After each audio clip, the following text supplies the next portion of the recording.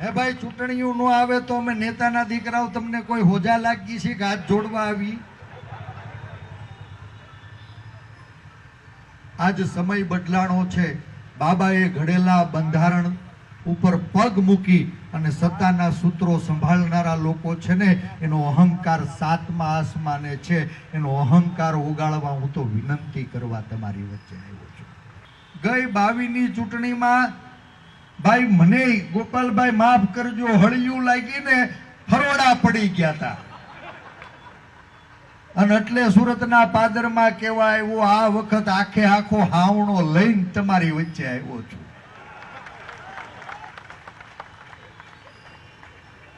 હાથઈ છે, હાવણોય છે, બધોય કચરો સાફ કરી નાખજો, આટલી વિનંતી કરવા તમારી વચ્ચે આવ્યો છું.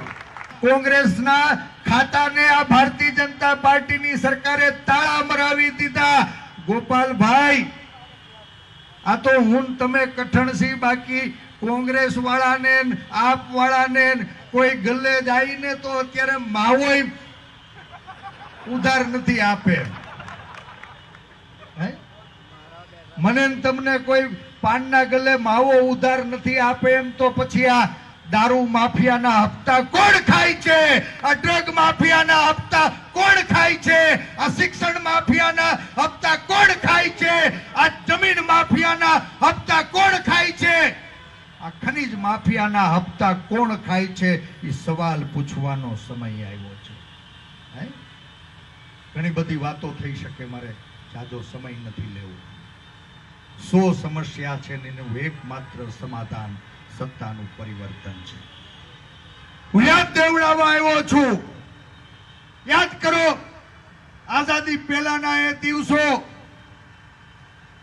આઝાદી પહેલાના દિવસો અંગ્રેજો વેપાર કરવા આવ્યા હતા અને આ ભારતને ગુલામ બનાવીને ગયા. એનું કારણ શું હતું બાપ? સુરતના પાદરમાંથી આ સરદારના વારસ તરીકે 2 હાથ જોડીને તમને વિનંતી કરવા આવ્યો છું બાપ. ક્યાંય નાતમાન જાતમાન ભાતમાં વેચાયેલા હતા ને, એટલે અંગ્રેજોએ આપણને ગુલામ બનાવ્યા. ગૌરવ કરો આ ગુજરાતના પનોતા પુત્રો શ્રી સરદારની ઉપર. ગાંધીજીએ આઝાદી અપાવી અને સરદાર સાહેબે અખંડ ભારતનું સપનું જોયું. અખંડ ભારતનું સપનું લઈ અને ગોહિલવાડના પાદરમાં ગયા. આ ગોપાલભાઈ મારા ગોહિલવાડનો હાકમ જેવો આગેવાન કાર્ય કરતા છે. મારા તમારા સરદારના ખોળામાં 1800 ગામના ધણીએ વિચાર્યા વગર બાપ આખું ગોહિલવાડ ધરી દીધું હતું. ભાઈ, આપણો માનો જીણો ભાઈ એક સાહ ખેડવા માંગે દે ખરા? હૃદય ઉપર હાથ રાખીને માના હમ ખાઈને સાચું કેજો. માનો જીણો ભાઈ પડોશમાં એક સાહ માંગે તો આપણે આપતા નથી. રખેને ઢાંડો ફડકો હોય ને આડો સાહ પડે તો માના જીણા ભાઈ સામે મોકાણ થાય, ધીંગાણા થાય, માથા ફાટી જાય.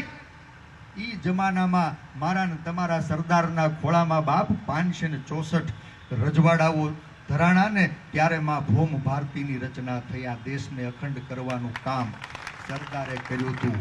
એ તો કણબી કુળની કુખે જન્મેલો વલ્લભ, એને આ દેશના લોકોએ સરદારનું બિરુદ આપ્યું. સરદાર એટલે સૌને નેતૃત્વ પૂરું પાડેનું નામ સરદાર, સૌની રક્ષા કરેનું નામ સરદાર, સૌની ચિંતા કરેનું નામ સરદાર, સૌને સાથે લઈને ચાલે ને એનું નામ સરદાર.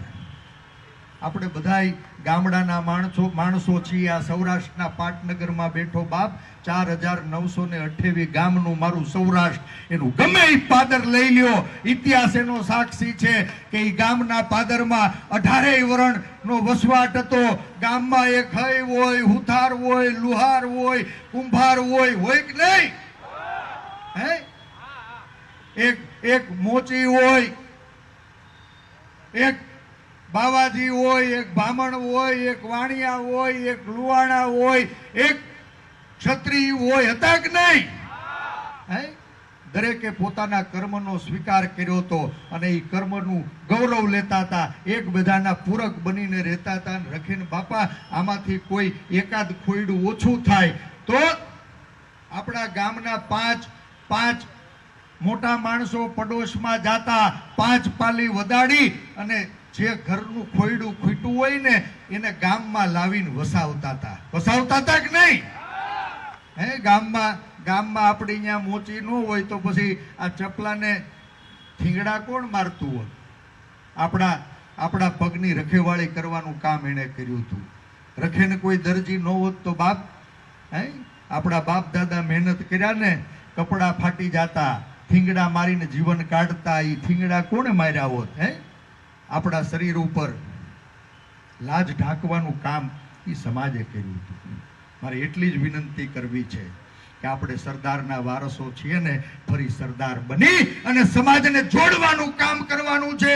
આજ સત્તામાં બેઠેલા લોકો અંગ્રેજોના રસ્તે ક્યાંય વર્ગ વિગ્રહ પેદા કરી મારીને તમારી વચ્ચે ભાગલા પડાવી અને રાજકીય રોટલા શેકવામાં સફળ થયા છે.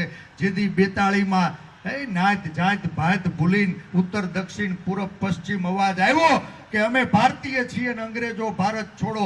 5 વર્ષમાં ઈ જમાનાના અંગ્રેજો ભાગી ગયા હતા અને આધુનિક અંગ્રેજોને ભગાડવાનો આજ સંકલ્પ લેવાની તમને વિનંતી કરવા આવ્યો છે. ગોપાલભાઈ કહેતા હતા કે આમ ભારતીય જનતા પાર્ટીના મિત્રો અમુક સાંભળી રહ્યા છે. ભાઈ, ઈ ભારતીય જનતા પાર્ટીના ભડકેલા પેજ પ્રમુખ હતા. ભારતીય જનતા પાર્ટીના ભડકેલા પેજ પ્રમુખ હતા. ઈ મને ને તમને સાંભળવા આવ્યા હતા કે આ કેટલું ખાનદાન ખોયડું છે બાપ, એને ગવઢિયાને પણ ખંભે લઈને ઘર સુધી મૂકવા જાય અને અમે તો અહીંયા ગાભા મારીને તૂટી ગયા, ભાજપ કરીને તૂટી ગયા અને આ તમારા કોંગ્રેસ વાળા જ અમારા સાહેબ થાય છે. હે, આ ભારતીય જનતા પાર્ટીનું પેટ ભરાતું નથી. એ કામના નામે મત માંગીએ કે એમ નથી. એટલે જેનું બજારમાં નામ હાલતું હોય ને એને શામ દામ દંડ ભેદથી ક્યાંય લલચાવવાનું, ફોસલાવાનું, વટાવવાનું, ક્યાંય જેલમાં પુરાવી અને ભારતીય જનતા પાર્ટીના ખેસ પહેરાવાનું છેલ્લા 15 વર્ષથી ષડયંત્ર હાલે છે. 15 વર્ષથી અવાજ ઉઠાવનારા લોકો એના મોઢે કેસરી ફટકાનું તાળું મારી દે તો બાપ, મારા ગરીબ માણા માટે, મધ્યમ વર્ગી પરિવાર માટે અવાજ કોણ ઉઠાવશે? જે દિવસ વિપક્ષનો અવાજ બંધ થઈ જાય ને ત્યારે આ ગુજરાતની પ્રજાએ, દેશની પ્રજાએ બાપ ખૂબ ભોગવવું પડશે, ખૂબ ભોગવવું પડશે. કે આ કોઈના નથી, આ કોઈના નથી. વારા પરથી વારો, મેં પછી ગારો. 15માં આપણને બધાઈને પીટા બહુ કણસતા હતા. મા બેન દીકરી એના સ્વાભિમાનને ઠેસ પહોંચે ને એવા કેટલાય કર્મો આ ભારતીય જનતા પાર્ટીના લોકોએ કર્યા. મારે તો આ સુદામા ચોકને વંદન કરવા છે બાપ. આ ભૂમિમાં એવી તાકાત છે કે અહીંયાથી જેથી ઝાડ ઉઠીને એમાં ભલભલા દાજી ગયા છે, ભલભલા. આ ભાઈ હમણાં મને હળી કરતા હતા રાજકોટની. ભાઈ, મારે તમને પૂછવું છે, આને બધાને માર્યા, કોઈને બાકી નથી રાખ્યા. એના સત્તાનો અહંકાર હાથમાં આસમાને છે. સરદારના વારસો છીએ, આટલા લોટકા છીએ. અહીંયા આપણે કેટલાયને ટોપી પહેરાવતા હતા, ટોપી બદલાવતા હતા, કરતા હતા ને.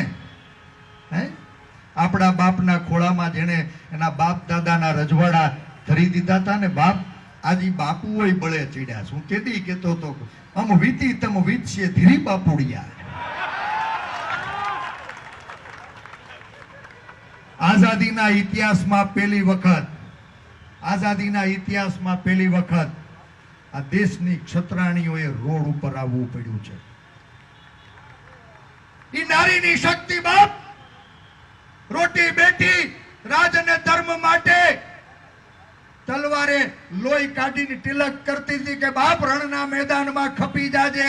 પણ હારીને માથું ઝુકાવીને આ ઘરમાં પાછો નહીં આવતો. ઈ આ દેશની ખુમારી હતી.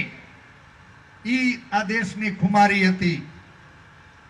દીકરી તો ભાઈ દીકરી હોય, દીકરીની નાત ન હોય. એ દલિતની દીકરી હોય, પછાતની દીકરી હોય, આદિવાસીની દીકરી હોય, વાણિયા બ્રાહ્મણ લુવાણા પટેલની દીકરી હોય, બાપ એ ક્ષત્રિયાણી હોય કે રાજપૂતાણી હોય, આ દેશની દીકરીઓ છે.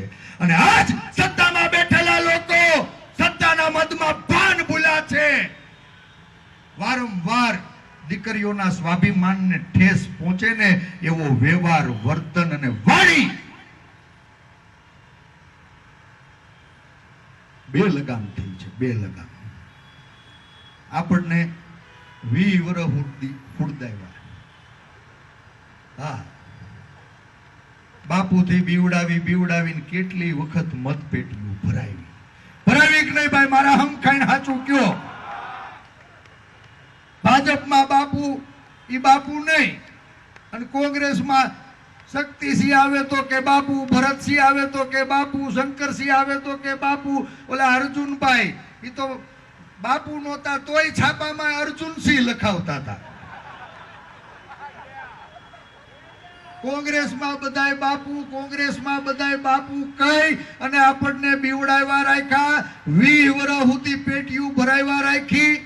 અને આપણી જરૂર પડીને તેથી આપણે જેની પેટીયું ભરીને એને જ આપણને છેતર્યા હતા, આપણા સ્વાભિમાનને ઠેસ પહોંચાડી હતી. કેટલી માબેન દીકરીઓ દર ભટકી રહી હતી.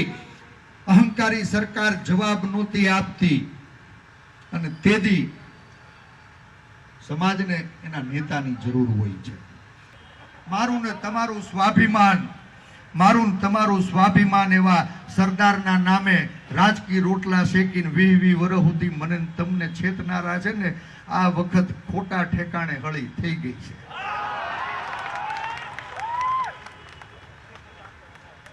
આપણને જેને 20 વર્ષ સુધી બાપુથી બીવડાવ્યા ને, આ બાપુ ઘરની શક્તિ માટે, સ્વાભિમાનના રક્ષણ માટે લડાયા ચીડ્યા છે. આ બાપુ બળે ચીડ્યા ને ભાજપ ભટકાણી છે.